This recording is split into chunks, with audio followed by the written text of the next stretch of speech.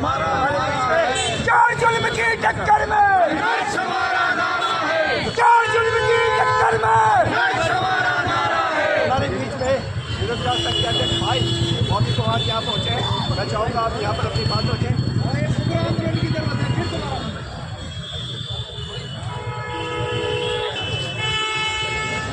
देखिए, इस लोकतांत्रिक व्यवस्था के अंदर जिस प्रकार की चीजें प्रदेश और देश के अंदर चल रही है, वो कहीं ना कहीं इस ओर संकेत करती है कि हमारे वर्तमान सत्ताधारी दल कहीं ना कहीं इस लोकतांत्रिक व्यवस्था को मेरा मोबाइल है ना। आज चाहे कोई रोजगार के लिए आवाज उठा रहा हो, आज चाहे कोई भ्रष्टाचार के खिलाफ आवाज उठा रहा हो, आज चाहे हमारे बहन बेटियों के साथ जो ये इस प्रकार की घटनाएं हो रही है उनके न्याय के लिए आवाज उठा रहा हो, उनको व्यक्तिगत टारगेट करके उन लोगों को जबरदस्ती करके या तो जेलों के अंदर डाला जा रहा है, या उनको मुकदमे डाले जा रहे हैं, या उनकी जांचें चलाई जा रही हैं।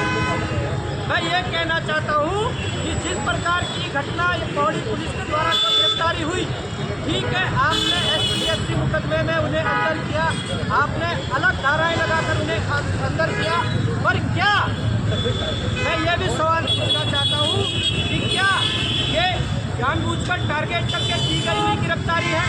क्या ये बहन अंकिता भंडारी के लिए जो लड़ी जा रही लड़ाई है, क्या उस लड़ाई को कमजोर करने की ये तैयारी है?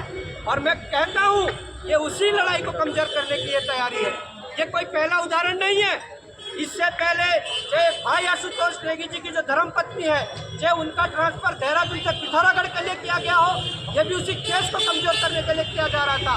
चाहे जो अंकिता भंडारी केस के जो अधिवक्ता है, चाहे उनकी बहन जो DGP कार्यालय में जो कार्यरत थी, चाहे उन्हें DGP कार्यालय से उत्तरकाशी भेजने की कोशिश हो, ये भी केस को कमजोर करने की पैरवी है।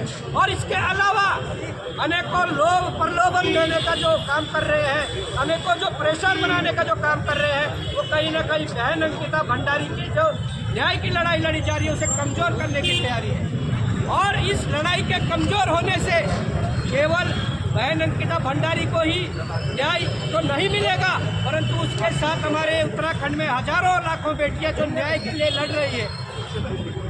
आज की घटना बताऊं तो करणपुर जैसी जगह में, देहरादून जैसी शांत वादियों में, यहाँ पर भारत आए हुए अराजक तत्व को हवाई फायरिंग करके जाते हैं। और किसके लिए करके जाते हैं? एक बहन जो कुछ सालों से करणपुर के भीतर अपना स्वरोजगार कर रही है, उसके दुकान के बाहर तमंचे लहराते हुए हवाई फायरिंग कर जाते हैं। क्या ये हमारी क्या यही है बहन बेटियों की सुरक्षा? अरे अगर गिरफ्तारी करनी है तो उन लोगों की करिए जो हमारी बहन बेटियों के आगे तमंचे लहरा कर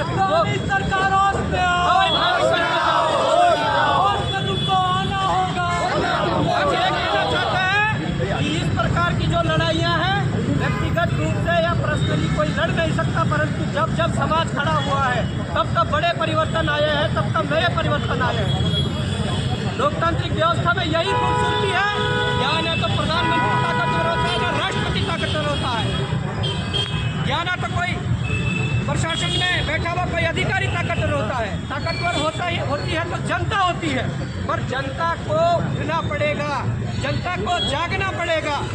हम ये कहते हैं कि जनता जब एकत्रित हो जाएगी, एकजुट हो जाएगी, तो हम जरूर लड़ाई में उतार चढ़ाव आते रहते हैं। ये लड़ाई लंबी चलनी है, ये तय है।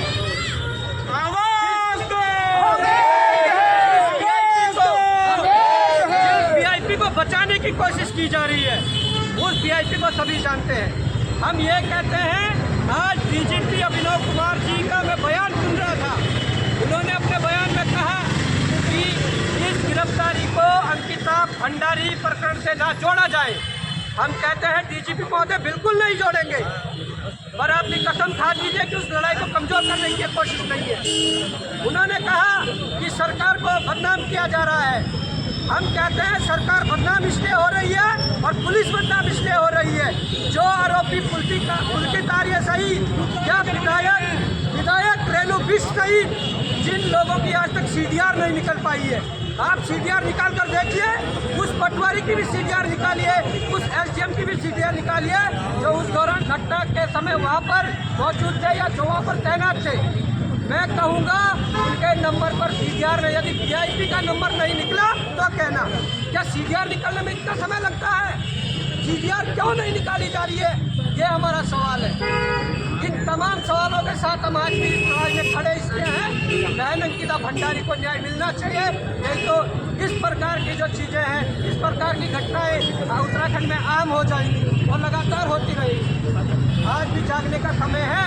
तो मैं ये कहना चाहता हूँ कि इस लड़ाई में, अंकिता भंडारी के न्याय की लड़ाई में, तमाम प्रदेश हित की जो लड़ाई है, प्रदेश हित के जो मुद्दे हैं, उन पर हमेशा से हम आगे रहे हैं और आगे रहेंगे। और आप सभी से भी निवेदन है कि इस पर ये जागिए और लड़िए। तो हम इस गिरफ्तारी का पुरजोर विरोध करते हैं, कड़ी निंदा करते हैं और इस लड़ाई में अपना योगदान बनाए रखने के लिए आप सबको आश्वासन देते हैं और हम इसके लिए लड़ेंगे। सड़कों पर लड़ना पड़े, न्यायालय में लड़ना पड़े या कहीं भी लड़ना पड़े, लड़ेंगे। जय हिंद, जय भारत, जय उत्तराखंड। अंकिता हम शर्मिंदा है, जिंदा है।